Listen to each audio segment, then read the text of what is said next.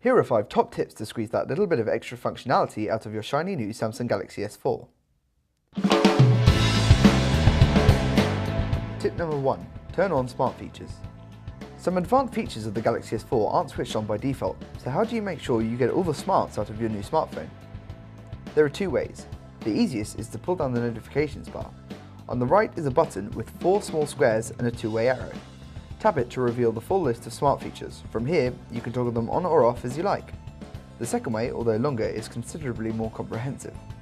Jump into the settings, select the My Device tab, scroll right to the bottom, and from here you'll find all the smart features under motion and gestures, such as Smart Screen and Air View.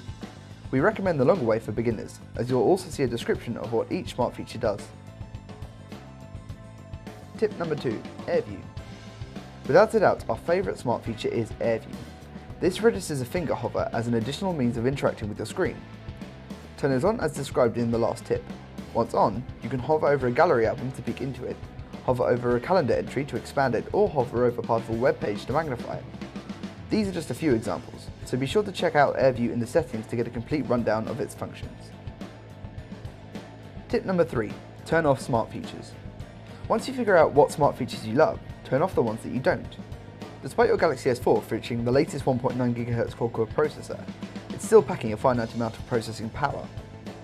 To ensure the best battery life, smoothest swiping and the fastest 3D gaming, pull down your notifications bar and untoggle all those unused features. Tip number 4. Customizing your lock screen. If you're anything like us, you'll probably want to change your Galaxy S4 lock screen. As nice as the words Life Companion are, we're in favour of a plain Jane digital clock, lock screen shortcuts and widgets. To activate these, jump into your settings and select the My Device tab once again. The first option is Lock Screen, tap it. To swap the text for a clock, select the lock screen widgets. Then select Clock or Personal Message. Simply tap Clock and step 1 is done. Now jump back to the lock screen option and check the box next to Multiple Widgets. Next, go back to the lock screen widgets menu and flip the toggle next to Favorite Apps or Camera. Select whichever you think you'll access most often. Finally, throw shortcuts onto your lock screen by toggling the shortcuts slider. Tap on the text to swap out your shortcuts and make the smartphone your own.